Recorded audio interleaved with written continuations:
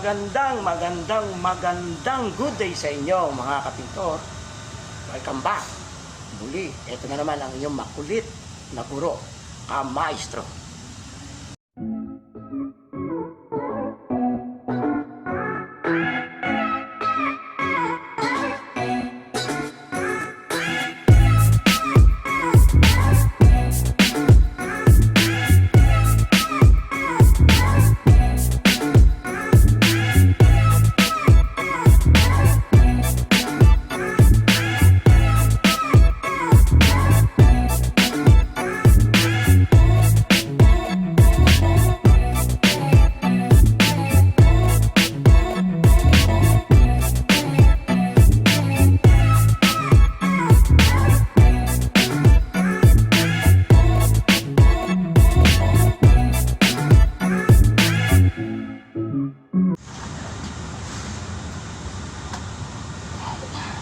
Welcome back again mga kapintor.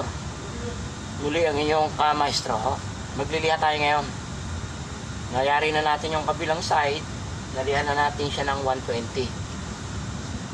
After natin siya maliha dati ng 80, naghago tayo ng masilya dahil may mga malalalim pa. Ngayon magliliha ulit tayo ng numero 120. Yan, makikita nyo ha.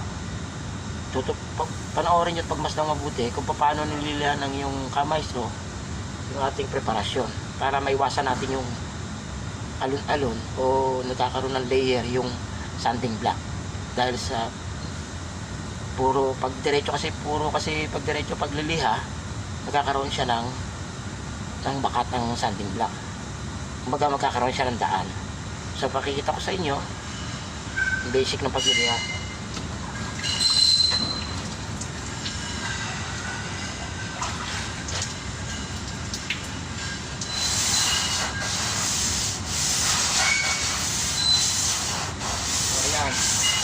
Nilihaw naman natin siya ng kadiretso na medyo naka-slanting siya ng konti.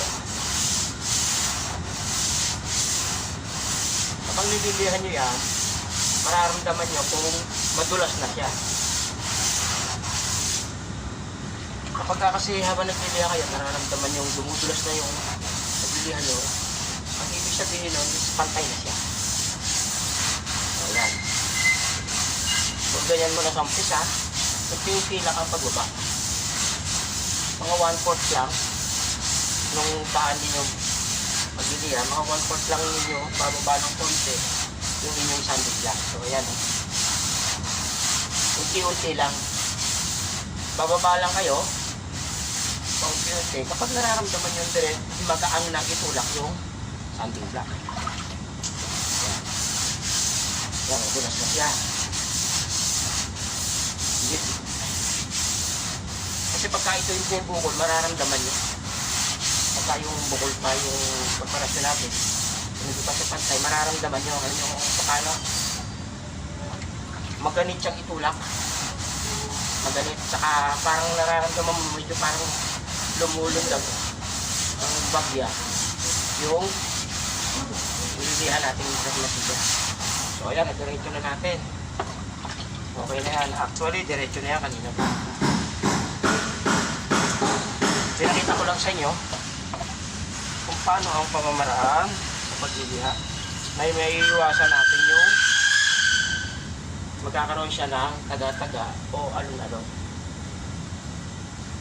So, tinatapos na tayo sa diretsuhan na pagliliha. So, ganito gagawin natin para matiyak natin na yung pinagdaanan ng sanding block mawawala yung kanyang layer. So ganito, ito may bewang to itong part na to may bewang to, medyo masema to. Pag itong lilihahin ng puro diretso, kailangan pagka magliliha sa baba, pag ano no, isinte ganyan, isinte lang ang pag-abante, isasagad nyo siya hanggang dun sa may bewang. Yan, mararamdaman nyo naman yan mga kapintor kung pantay na ba siya o hindi. Yan, yan. Tapos aangat ka uli ng konti. Yan. Balik. Yan. Bante ulit. Okay? Angat ulit ng konti. Yan. Balik. Yan. Angat ulit. Balik ulit. Bukasan na natin.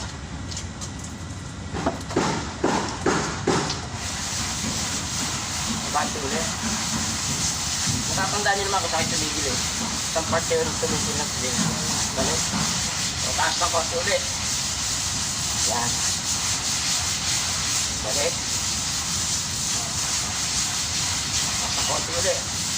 Bante. Yan. Balik. Dalawang agad na uli pa gano'n. Yan. Balik ulit siya. Bante. Balik. Taas ng konti. Yan. Puro ganyan. Hanggang sa matapos. Kapag kasi ganyan ang pamamaraan nyo ng pagliliha,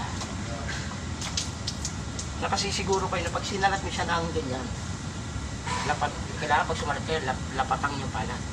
Pag sumalat kayo ganyan, mararamdaman nyo siya kung okay na ba, kung diretso na ba, o may alon pa. So yan. Wala na siyang alon, diretso na. Yan. Pero pag nag-primer tayo dyan, abangan din ninyo pag nag-primer tayo, para ma-100% natin na diretso, may isa pa tayong huling baraha para ma-perfect natin siya na talagang totally wala na maninipis na malalalim o alon.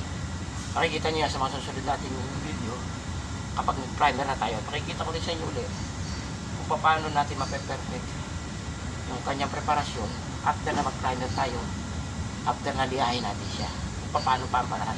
So ganyan muna mga kapintor ha. Till next video.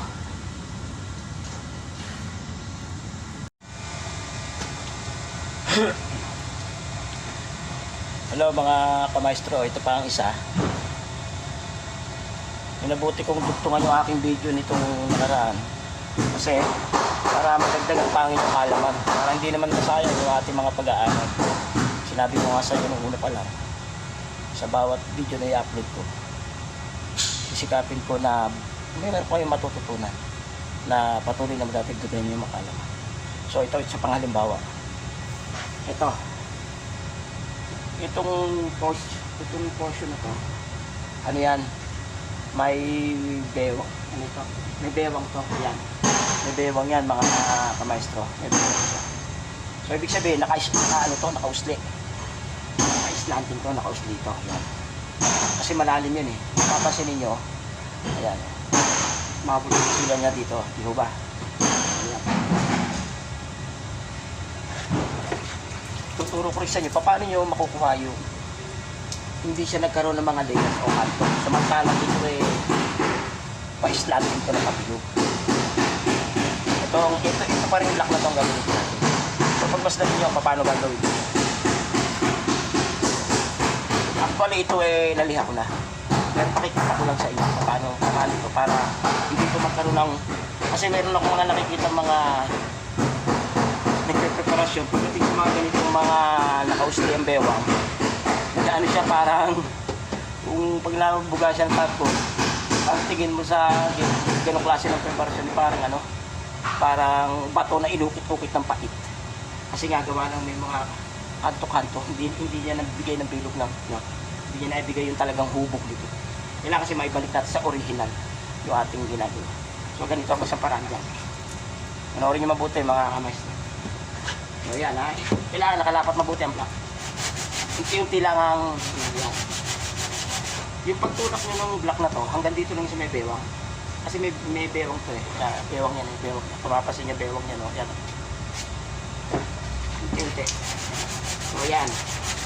Pinilihan natin siya. Mararamdaman mo na sumasagpo yung sanding block natin. Doon lang sa may part ng may bewang siya. Yan. Unti-unti lang ang pagbaba.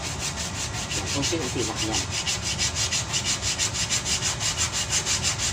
Huwag natin siya titirahin ng pagganon. Wag natin yung titirahin nyo. Kasi yung hubog niya na pabilog, pawawala. So kaya kailangan, unti-unti, pag ganyan na pagganon. Kailangan sa trabaho natin, maging matyaga tayo. Para maibalik natin yung ating, yung original na ating ginagawa. Naalala ko nga tuloy yung sabi noon, nung isa kong mentor. Mentor ko siya sa paghahanap buhay. So nasabi niya sa akin nung araw, hindi ko nakakalimutan yan hanggang sa ngayon. Sabi niya nung araw, ang trabaho natin sa araw-araw, hindi basta ginagawa lang. Hindi siya basta tinatrabaho lang. Dahil daw ang trabaho natin, sa araw-araw natin siyang ginagawa, siya ang magtuturo sa atin. Yung trabaho natin na magtuturo sa atin kung paano natin magiging maayos yung ating trabaho na maayos na mabilis. Ibig sabihin, inoobserba natin sa araw-araw yung ating mga ginagawa. So ayan din, pinakita ko nga sa inyo, ganyan ang tute. Yan. Yun daw kasi trabaho sa magtuturo sa akin. Paano siya magiging maganda, ano natin may bibigay yung quality siya namin ito mag-ayos. Ayan. Hindi lang para may iwasan natin magkaroon siya ng kanto. Hindi siya magparang kung pagod. Kasi pag binigla natin yan, hindi maganda magiging resulta. So yun nga, lagi ko nakakala yung sinasabi ng mentor ko ngayon. Magtuturo sa atin paano magiging natin sa bahay. So itong kamaestro yan, pinabagay ko na sa inyo para kayo mati. Kasi yun, nadali na natin siya ng pagano. Wala na siyang, hindi mo talaga siya masasarap na may kanto pa siya. So para makasiguro tayo, ito pa yung huling paraan niya. Yun. Tutulak din natin siya ng pagganon, pero umiikot tayo. Kita niya?